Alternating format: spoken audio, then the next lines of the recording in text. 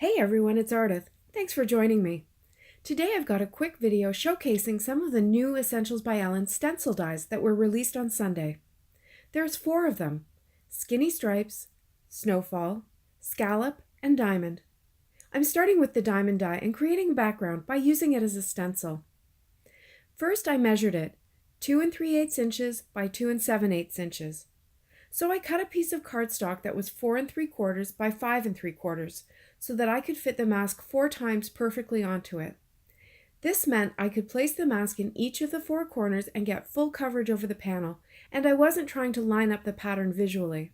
I'm not sure I needed my MISTI exactly, but it helped me line up the mask each time, and it kept my cardstock in place while I blended Catherine Pooler Twilight ink over the mask. I masked the panel around the diamond mask so that I wouldn't get ink where I didn't want it, and I blended it darker on the top and bottom and faded it out toward the center, where my focal image and sentiment would be. To finish this card, I cut the panel with a stitched rectangle die and popped up a watercolored poinsettia from Mondo Poinsettia. The simple sentiment is from Mondo Holly. Next, I used the Skinny Stripes die. I cut it out of a panel of white cardstock that had been cut with a stitched rectangle die. I kept all the stripes and colored half of them red and half of them green with Copic markers.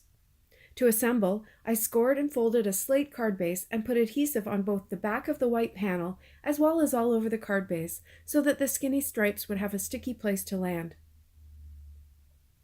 Then it was just a matter of laying each stripe into place. To make sure they were really stuck, I used a scrap piece of paper and burnished it with my scoring tool. To finish this card, I stacked 3 snowflakes from the new Pop-Up Mittens die set, and I stamped the same Merry Christmas from Mondo Holly. Next up is the Snowfall die. This one is a fraction of the size of the cover plate that was released in September. I started by cutting it from a panel of white cardstock. Then I created a negative mask so that I could ink blend the sky. I used the window frame from Winter Window die set, and I cut it out of a piece of scrap paper that was the same size of my panel. That way, I can line the 2 pieces up and know exactly where my blending will be.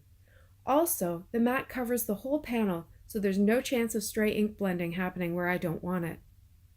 I also cut a hill mask using one of the landscape dies. Then I grabbed It's a Boy from Catherine Pooler, and I blended my sky. To finish this card, I added some trees from the Winter Window set and a skier from the Mountain Holiday set. My final project uses the positive pieces from the Scalloped die.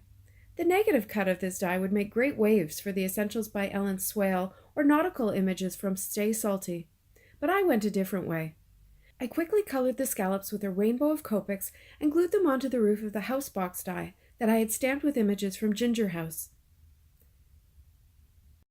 I hope I've given you some good ideas for using these dies. At first glance, these dies may not seem like showstoppers, but by taking a closer look, you'll see that these are fantastic basics that can be used in a number of ways. Shopping links are below and on my blog. Thanks so much for watching. Have a great day.